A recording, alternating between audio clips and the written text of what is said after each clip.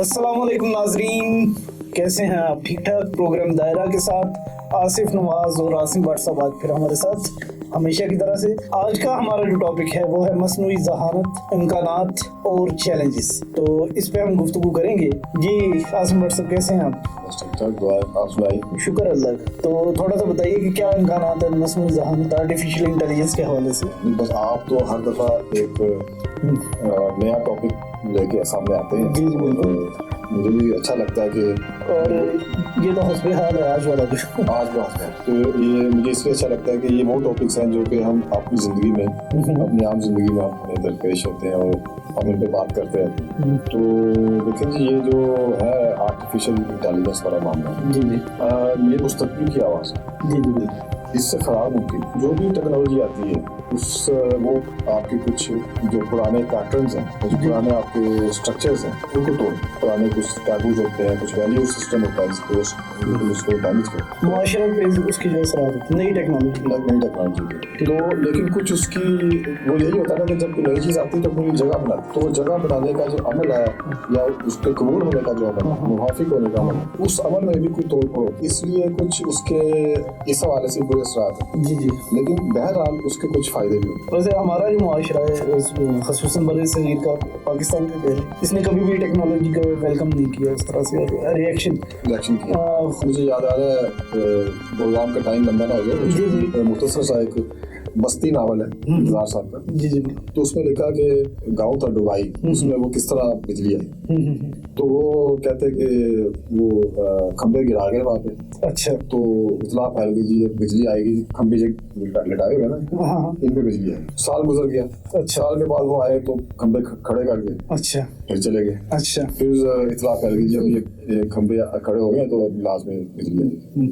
कुछ फिर 6 महीने के बाद आए, वो तारे होती थी बगैर उसके रखा पड़ती लगी था, वो तारे लगा के चले गए। ठीक है। अच्छा, फिर कुछ साल गुजरे तो लोग इंतजार करते रहे कि पता नहीं बिजली आने की नहीं आने से। बहरहाल तो वहाँ बंदर होते। अच्छा। ये उनको लिखते हैं इंतजार से। अच्छा। वो एक दिन क्या हुआ कि एक बड़ा बंदर आया, उसमें असपेद जो उनकी एक मामूली आदत थी कि वो तारों पे झूलते। अच्छा। तो वो बिजली आ चुकी थी, उन्हें किसी को नहीं पता था। अच्छा। तो बंदर उस पर झूला तो वो उसने चीख मारी है, करंट सा निकला, वो म्यूजिक लेके मत। तो ज़्यादा लिखते हैं कि उसके बाद शाम तक वहाँ पे कोई बंदर नजर नहीं आया। शाम को अचानक बंदरों का एक पूरा कबीला, सैकड़ों बंदर जो वो आए हमला होने के। अच्छा, बदला लेने जो सबसे ताकतवर बंदर था उसने छलांग लगाई। उसने पहले तो खंबे को जब उठाने की कोशिश की, पीछे तक उसके ऊपर चढ़ गया। तो जो ही उसे तार पे आने लगा तो वो भी उसने चीख मारी है, जब लड़का रहा है उसके बाद नीचे गिर। तो जब वो सिपा से गिरा तो सारे के सारे बंदर भाग गए। अच्छा। कहता है हमारे गाँव में बिजली जाए। तो टेक्नोलॉजी है ना, वो आपकी देखे वो आपको चेंज करती है और पूरा जो सिस्टम है आपका और नेचर का, वो एक चीज के खिलाफ काम कर रहा है, वो चेंज। कोई भी शख्स चाहे ज़हनी तौर पे चाहे, लेकिन उसका पूरा जो सिस्टम है, जो नेचर है, वो चेंज नहीं चाहता। जो भी एक सर्कुलर मूवमेंट है पूरे नेचर की, वो देखे सदियों पहले भी थी, वो सदियों बाद भी। उसका जो इनर्शिया है वो तोड़ना टेक्नोलॉजी के लिए थोड़ा टेक्नोलॉजी जो है वो नहीं तोड़ती है, लेकिन उसके कुछ बैड फैक्ट्स भी होते हैं। अब होता ये है कि आप बंदरों को ये चाहिए था कि वो उसकी जो अच्छे इफेक्ट्स हैं उसको समझते हैं, खैर उससे तुमको नहीं किया सकते, लेकिन उसके जो बुरे इफेक्ट्स से बचने की कोशिश, मतलब उनको आप जफ्फा ना डालें, ठीक है। वो तो आज भी आप बिजली के हाथ में डालेंगे, लेकिन उसके जो फायदे हैं, अब देखिए ये सारा सिस्टम बैठे हुए, लाइट है, कैमरा है, फिल्म बन रही है, ये सारा उसके फायदे हैं। तो उसके नुकसान से बचने की कोशिश। नाज़रीन, ये आसिम भट्ट साहब सिंबॉलिक लैंग्वेज में बात कर रहे हैं, तो ये बताना ही चाह रहे हैं कि टेक्नोलॉजी के जो मनफी असरात हैं उनसे आपने खुद बचना है, लेकिन उसकी जो मुस्बत चीज़ें हैं तो उससे आपको मुस्तफ़ीद होना चाहिए, फ़ायदा उठाना चाहिए। जी बस सर, कंटिन्यू कीजिए। मैंने यही बात इसी तरह से आप आर्टिफिशियल इंटेलिजेंस, अब देखें कि ये आर्टिफिशियल इंटेलिजेंस बड़ा भी है कि वो सब डेटा आपके बारे में, इंसान के बारे में, नेचर के बारे में, कायनात के बारे में, वो सब डेटा जो अब तक आपने इकट्ठा किया हर हवाले से, वो उसके पास मौजूद। ये किसी इंसान के लिए मुमकिन नहीं है। तो उस तमाम डेटा को एक शख्स में या एक दिमाग में इकट्ठा कर सके मुमकिन नहीं हुआ, लेकिन उसमें इवन ह्यूमन ब्रेन की जो कैपेसिटी है वो भी इतनी नहीं है। अगर हो सकता हो आप 10% भी इस्तेमाल नहीं करते तो औसत 90% जो इस्तेमाल नहीं हुआ उसमें इतनी गुंजाइश है, लेकिन इसकी कोई गारंटी नहीं। उसके लेकिन जो आर्टिफिशियल इंटेलिजेंस है वो तो अनलिमिटेड है, तो आपके सामने वो तो आपने बिल्कुल ऐसे तो हो सकता है कि दिमाग जो है ये 20% या 30% 40% काम करे तो देवताओं से या माफूकुल फितरत तो, लेकिन अभी जो पोजीशन है उसमें आर्टिफिशियल इंटेलिजेंस जो है वो आप सब पास कर रहे हैं, सही, ठीक है। अब एक स्टेज तो ये है कि उसके पास सब एक ही आप समझ रहे हो, एक शख्स है आर्टिफिशियल इंटेलिजेंस, ठीक है, उसके पास सब डेटा है और वो आपके सामने जब खड़ा होता है वो शख्स, उसके आगे आप उसके डेटा के मुकाबले सब नीचे, जो इंफॉर्मेशन उसके पास है उसके मुकाबले में सब नीचे, नंबर 1।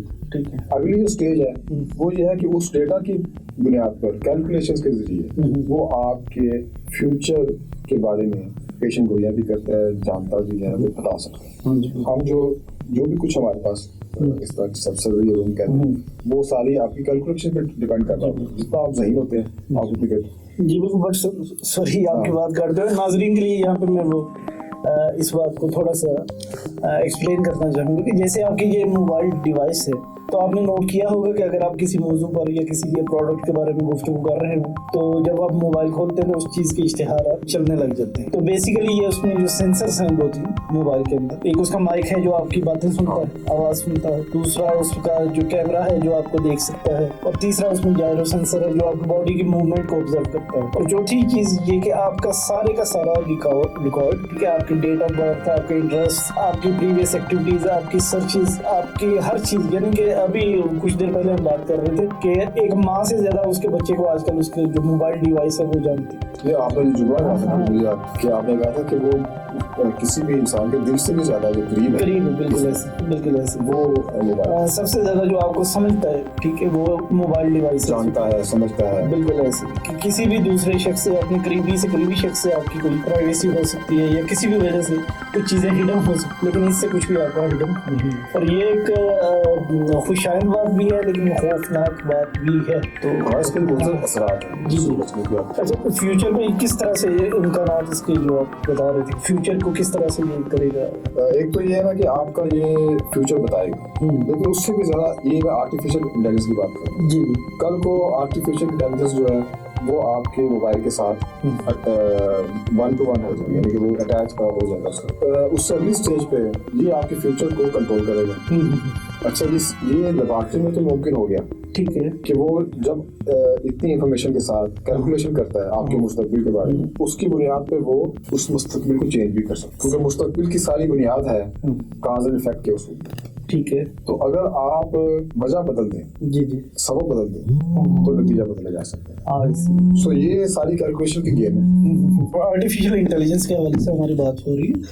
तो एक दौर था, अभी भी बल्कि हॉलीवुड की कुछ मूवीज इस तरह की आया करती थी कि इंसान ने रोबोट बनाया और उसमें डिसीजन मेकिंग पावर रखती है, और उसने क्या किया, कोई ऐसा इन्होंने सेटअप बनाया कि वो रोबोट खुद को बिल्ड भी खुद करते थे। रोबोट्स ने खुद को बनाना शुरू कर दिया और इंसानों को मारना शुरू कर दिया और अल्टीमेटली जमीन पे वो कब्जा करने लग गए। तो क्या ये भी मुमकिन है फ्यूचर में कि उसमें जो फिल्में अभी बन रही हैं, जी, तो फिल्मों में तो ये बताया था कि उन्होंने एक सॉफ्टवेयर बनाया, एक प्रोग्राम बनाया, और फिर रोबोट को तैयार किया, और फिर रोबोट में कोई एक ऐसी खराबी पैदा हो गई या सॉफ्टवेयर में खराबी पैदा हो गई जिसकी वजह से कंट्रोल आउट ऑफ कंट्रोल हो। लेकिन मैं समझता हूँ कि रोबोट जो है वो इंटेलिजेंस की आला तरीन सतहों पर जाके बनाया जाता है, यानी वो एक ऐसी इंटेलिजेंस की सतह है जिसको कोई शायद इंसान को भी नहीं, कंडीशंस की बेस पे उसने डिसाइड करना था, डिसीजन मेकिंग। वो इंटेलिजेंस की जो एक इर्तिका है उसका एक नागुज़ीर नतीजा ये है कि एक सतह पे आके वो खुद उसको बताएगी कि ये जो इंसान है इसकी इताअत करना हमाकत है। और वो जो रोल करने का जो है ना, वो इसकी खराबी की वजह से नहीं होता। वो इंटेलिजेंस की एक इंतहा तक पहुंचने के बाद ये नामुमकिन हो जाएगा कि वो उसकी इताअत कर ही नहीं करेगा, वो कर ही नहीं पाएगा। वो इंटेलिजेंस खुद उसकी एक रुकावट बन जाएगी उस इंसान की। तो कुरान से इंसान के खात्मे का सबब भी बन सकती है। कुछ भी हो सकता है अगला जो जिस तरह न्यूक्लियर वेपन तक एक्सेस हो जाए या कुछ ऐसा हो जाए। नेचर का सिस्टम है बड़ा अजीब। मतलब आप डायनासोर्स की बात करते हैं तो डायनासोर्स खत्म हो गए, इंसान आ गया। इसी तरह कल को इंसान भी खत्म हो सकता है, वो ये रोबोट्स आ जाए। तो ये 100% ये मेरा साथी ख्याल है कि ये मुमकिन है। ये किसी खराबी की वजह से नहीं होगा, बल्कि ये तरक्की की वजह से, ये आपकी तरक्की ही इस बात को मुमकिन बना देगी कि आप को खत्म कर दिया जाए। यानी कि वो जो एआई है वो आपके खिलाफ हो। एआई की ये तो एक फिक्शनल बात है ना, क्योंकि आप भी फिक्शन के आदमी, मैं भी फिक्शन का ताल्लुक है, तो इस सब तो ठीक है। लेकिन एआई जो है, अब देखिए आप ये जो चैट जीपीटी वगैरह किस तरह के जो आए हैं सॉफ्ट ऐप्स आए, अब उसमें आप क्या करते हैं कि उसके जरिए अपनी इंफॉर्मेशन गैदर करते हैं और उन इंफॉर्मेशन की बुनियाद पे आप आर्टिकल्स और पता नहीं क्या किताबें लिख रहे हैं, पता नहीं क्या कर रहे हैं, तो इवन वो लिख देता है और उसी में रद्द बदल करके तो उसको आप ख्याल बताते हैं। तो इसका सबसे ज्यादा जो फायदा है वो स्टूडेंट्स उठा रहे हैं। अच्छा, वो बजाय तो फायदा उठा रहे हैं, लेकिन मेरे ख्याल से उन्हें नुकसान पहुंचा कि उनकी जो मश्क है उसकी रियाजत है वो अफेक्ट हुई है बहुत ज्यादा। देखिए मैंने बीकॉम किया जी, तो बीकॉम तब जो कैलकुलेटर इस्तेमाल करने की इजाजत नहीं, तो वो करोड़ों या अरबों रुपए की जो अमाउंट थी पर्चा होता था, उसके दाएं बाएं जो खाली जगह रफ कर उसमें हम उसको करते हैं। अच्छा, कैलकुलेशन वो उससे क्या हुआ कि एक जो दिमाग की जो अहलियत है हिसाब करने की उससे जुड़ी हुई वो बड़ी शार्प है।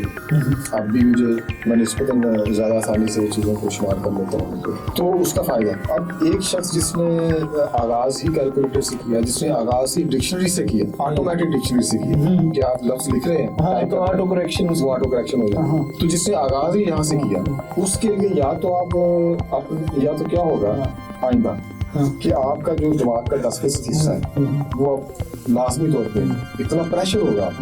ये बरसों में से बहुत बड़ी हकीकत है। मैं खुद आईटी से हूँ, तो रियल प्रैक्टिस में स्पेलिंग में बहुत वीक हूँ मैं, क्योंकि मुझे कंफ्यूजन हो जाती है। तो हाँ, क्योंकि मुझे ऑटो करेक्शन अवेलेबल है। या तो ये होगा कि इंसान जो अपने बाकी जो 90% हिस्सा है जिसको इस्तेमाल नहीं कर रहा दिमाग का, सही, वो इतना ज्यादा उस पर प्रेशर होगा कि वो उसको भी इस्तेमाल करने लग जाए, चाहे 5% चाहे 10%। या तो ये होगा, ठीक है, इर्तिका मुमकिन यानी कि बका मुमकिन तभी हो सकती है सही इंसान के लिए चैलेंज बढ़ गया। एआई ने आपके लिए चैलेंज बढ़ा दिया। देखिए अदब में आप बात करें, अदब में किसी वक्त इंफॉर्मेशन बहुत बड़ा एक आपका टूल होता था ये साबित करने के लिए कि आप कितना दाना है, कितना आप जानते हैं। अब गूगल ने या इस तरह की ऐप्स हैं उन्होंने इस बात को इतना आसान बना दिया, आसान और हकीर बना दिया कि इंफॉर्मेशन तो आपको मामला। पुराने जमानों में एक हकायत या एक बात सीखने के लिए लोग मीलों का सफर करते थे और 10-10 साल खिदमत करके उस्ताद की, तो फिर कोई छोटी सी चीज यूट्यूब पे सारी जो आपने 50 साल में सीखा, तो 10 मिनट की यूट्यूब में क्या हुआ कि अब आपके चैलेंज बढ़ गया। अब सिर्फ इंफॉर्मेशन की बुनियाद पे आप अपनी इल्मियत को साबित नहीं कर सकते। बिल्कुल, उससे अगले दर्जे पे आप आएंगे।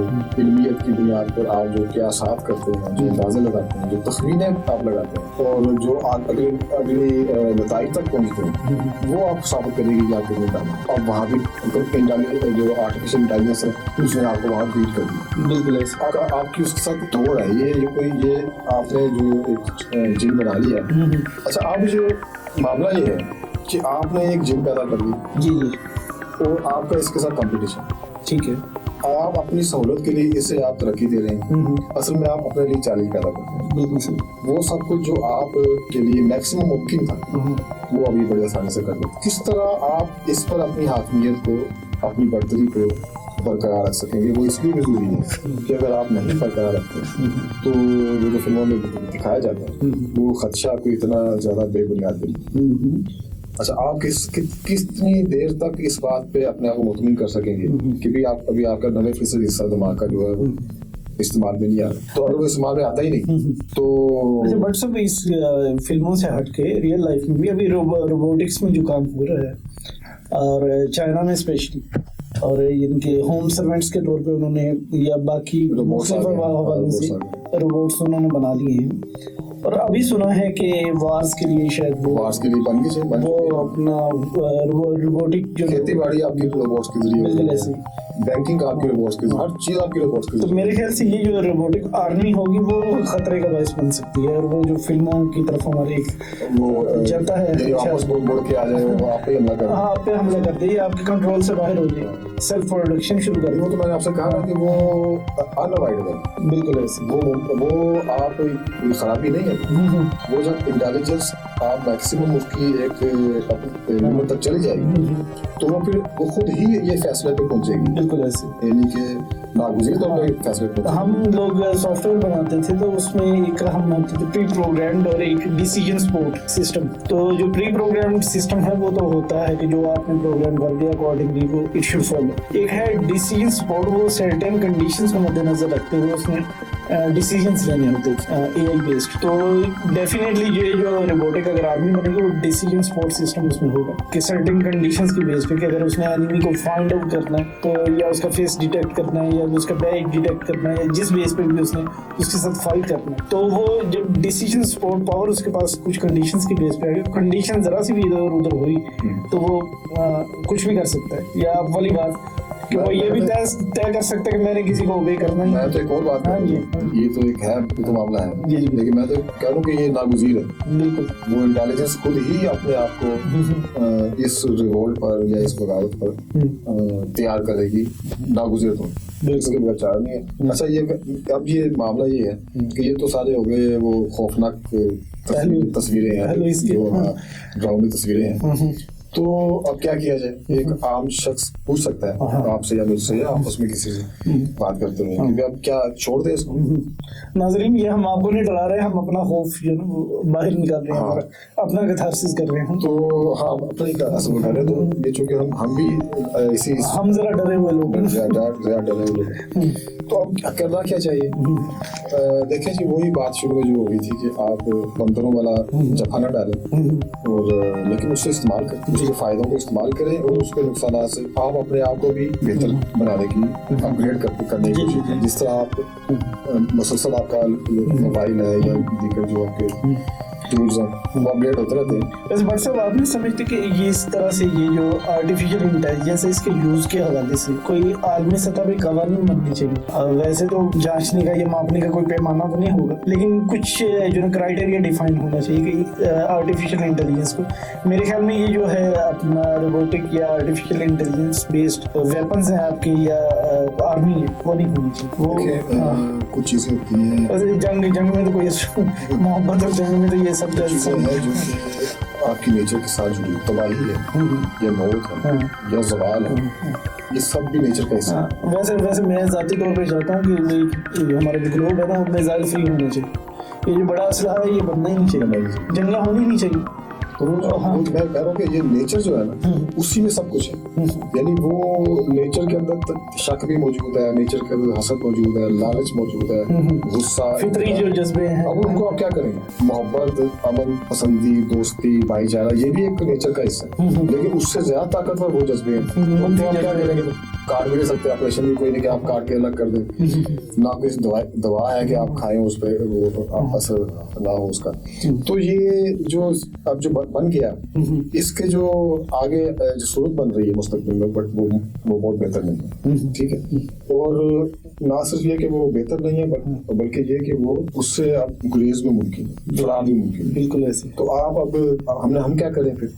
ये एक बहुत बड़ा सवाल है। इस वक्त ऑलरेडी हमारी यूनिवर्स को बहुत सारे चैलेंजेस हैं, जैसे क्लाइमेट के हवाले से। नाज़रीन, क्लाइमेट से याद आया, अगला हमारा प्रोग्राम क्लाइमेट चेंज के हवाले से। जी बिल्कुल, और उस पे हम इंशाल्लाह इसी तरह से भरपूर गुफ्तगू करेंगे। एआई से भी बड़ा संगीन और संजीदा टॉपिक है और उस पे बड़ी भरपूर किस्म की इंशाल्लाह हम बात करेंगे। तो अभी मेरे ख्याल से हमारे प्रोग्राम का वक्त खत्म हुआ जा रहा है और व्हाट्सएप मुझे मुस्कुरा के देख रहे हैं कि आसिफ साहब आप लंबा खींचते जा रहे हैं। तो ये टॉपिक भी अभी अधूरा रह गया, इस पर भी हम मजीद बात करेंगे इंशाल्लाह। आज के लिए बस इतना ही, इजाजत दीजिए, खुदा हाफिज।